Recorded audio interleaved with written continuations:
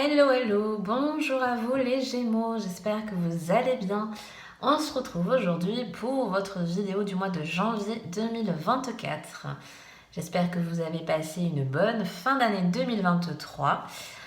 Donc écoutez, on va commencer cette année, on va aller voir un petit peu ce qui ressort pour vous au niveau des énergies générales, on va aller voir un petit peu comme d'habitude le relationnel et les cartes conseils. Pensez comme toujours que c'est un tirage général. S'il ne vous parle pas, c'est tout simplement que ce tirage n'est pas pour vous et bien votre discernement. Si ce tirage ne vous parle pas, tout simplement passez à un autre. Voilà. Donc écoutez, on va commencer aujourd'hui par, en premier par les énergies générales pour vous. Donc pour ce mois de janvier, qu'est-ce qu'on a? On a le 3 de coupe et sorti là-bas au fond. Hop, on a le 2 de bâton, pardon. Hop, j'espère que je suis à peu près droite.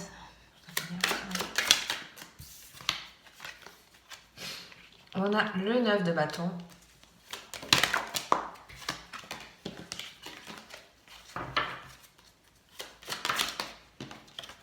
On a le 3 de coupe.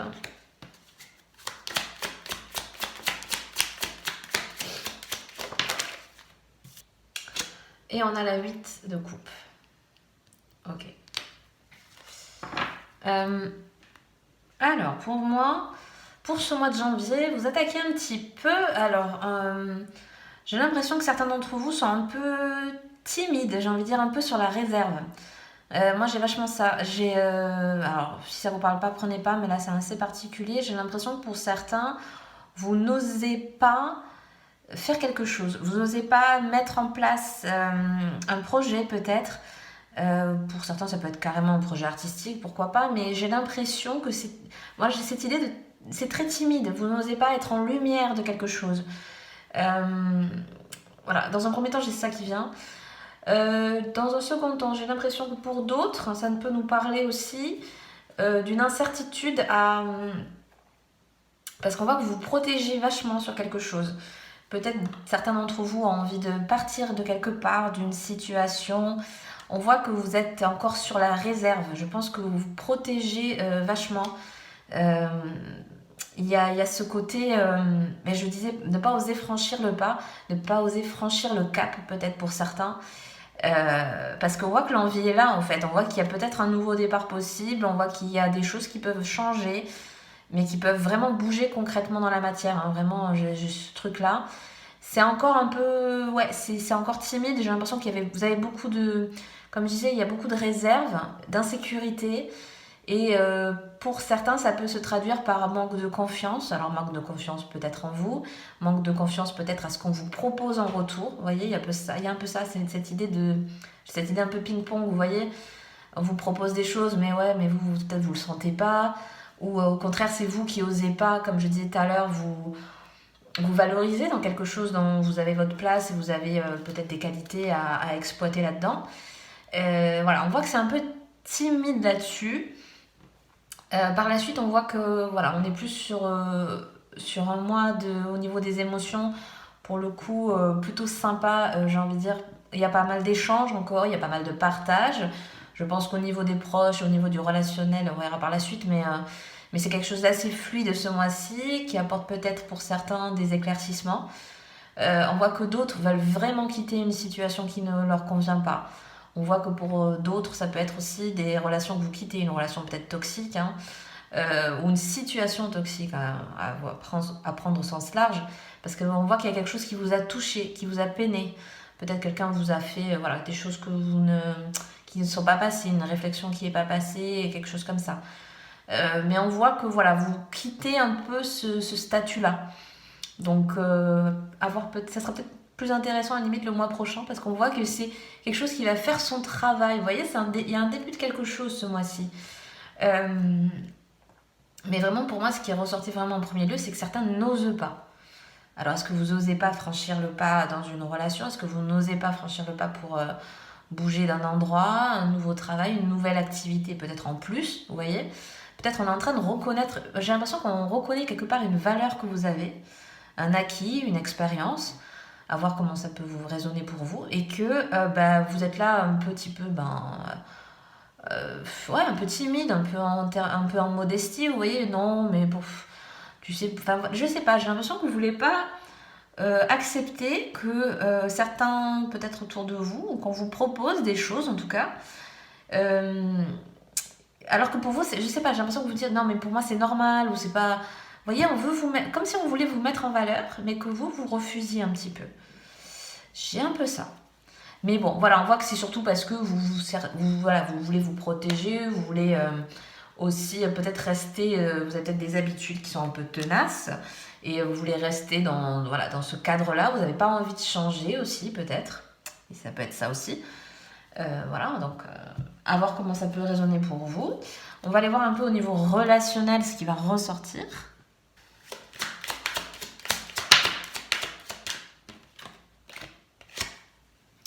Alors, au niveau relationnel, on a l'arcane de la mort.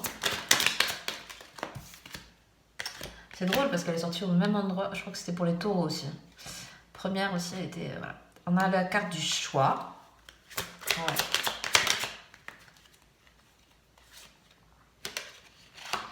On a la guérison.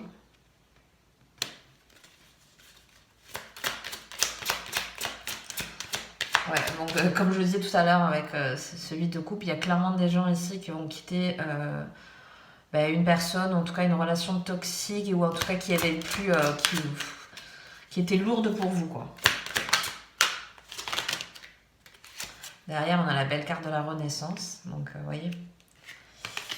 La guérison, et par derrière, on a la carte de la Renaissance, franchement, c'est beau, quoi.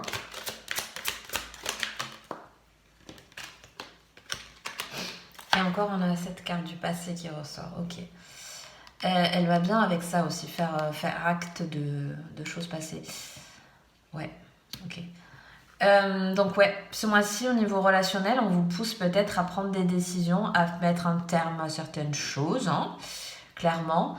À prendre peut-être pour d'autres une nouvelle voie, parce qu'on voit que c'est quelque chose qui vous apporte beaucoup plus d'équilibre, beaucoup plus de bien-être, beaucoup plus de, pourquoi pas, de sagesse et de lâcher prise.